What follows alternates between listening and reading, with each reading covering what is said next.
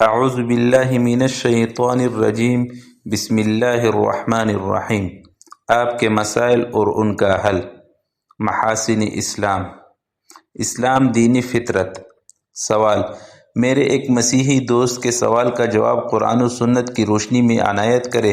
انہوں نے کہا کہ اسلام بڑا خشک مذہب ہے اور فطری دین ہونے کا دعویدار بھی ہے۔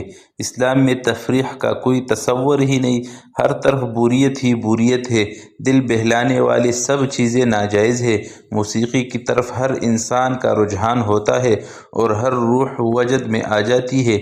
اسلام فطرت انسان کو اس تقاضے سے کیوں باز رکھتا ہے؟ محظوظ ہونے کی اجازت کیوں نہیں دیتا؟ موجودہ زمانے میں مشینی دور کی وجہ سے ہر آدمی مصروف ہے اور دن بھر کام کرنے کے بعد ہر آدمی کا دل تفریح کرنے کو چاہتا ہے۔ یہ ریڈیو، ٹیلی ویژن، سینما، ڈانس کلب اور کھیل کے میدان ہے۔ جو ان لڑکوں کا فٹ بال اور ہاکی کھیلنا بہت حد تک بوریت ختم کرنے کا سامان مہیا کرتا ہے۔ امید ہے کہ آپ ضرور جواب دیں گے۔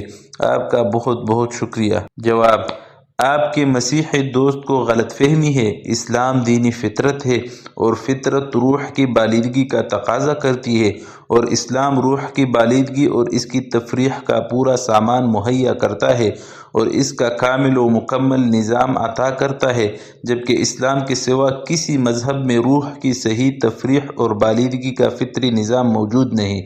ریڈیو، ٹیلی ویژن، نغمے، موسیقی اور دیگر خرافات جن کو سامانی تفریح سمجھا جاتا ہے، یہ نفس کی تفریح کا سامان ہے، روح کی تفریح کا نہیں۔ یہی وجہ ہے کہ حضرت عیسیٰ علیہ السلام اور دیگر مقبولان الہی کی زندگی ان کھیل تماشوں کی تفریح سے بالکل خالی ملتی ہے، اور آج بھی ان تفریحات کی طرف فساق و فجار کا رجحان ہے۔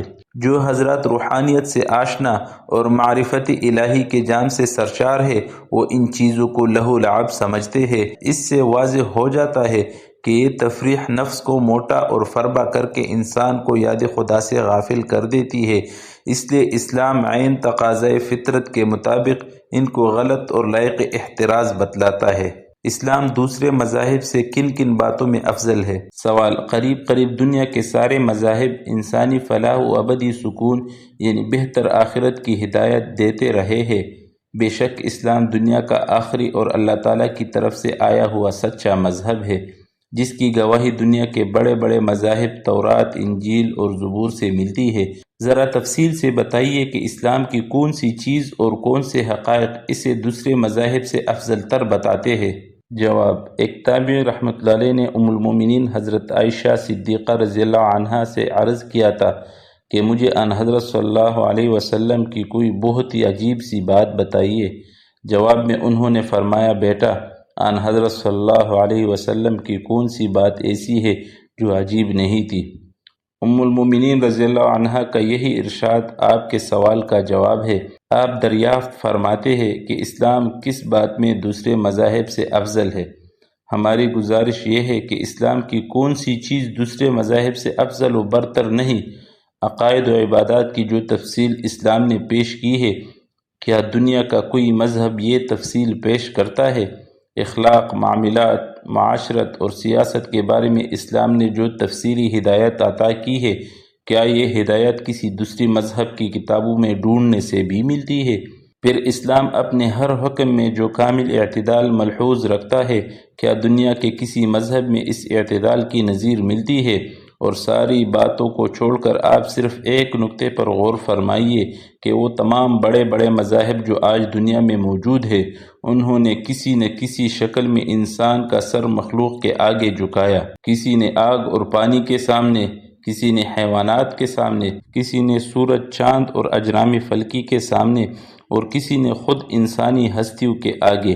اسلام دنیا کا وہ واحد مذہب ہے جس نے انسان کو اشرف المخلوقات کا بلند ترین منصب عطا کیا، اس کے صحیح مقام سے آگاہ کیا اور اسے اپنی جیسی مخلوق کی بندگی سے نجات دلا کر خالق کائنات کی بندگی کی راہ دکھائی۔ اسلام ہی نے دنیا کو بتایا کہ انسان کائنات کی پرستش کے لیے نہیں بلکہ خود کائنات اس کی خدمت کے لیے ہے۔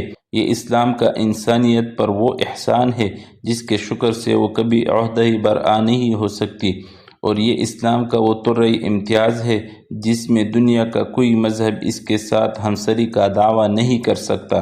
یہ آپ کے سوال کا بہت ہی مختصر سا جواب ہے جس کی تفصیل کے لیے ایک ضخیم تصنیف کی ضرورت ہے۔ کیا غیر مذہب لوگوں کو اسلام کا حق ہونا معلوم ہے؟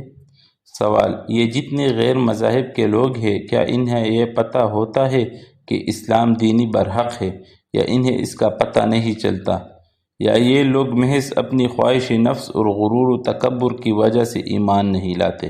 جواب: حق تعالی شانہ نے جس طرح سیاہ و سفید کو پہچاننے کے لیے آنکھیں دی ہے اور جیسا میٹھا اور کڑوا پہچاننے کے لیے قوت ذائقہ دی ہے، اسی طرح صحیح اور غلط مذہب کو پہچاننے کے لیے عقل سلیم عطا فرمائی ہے۔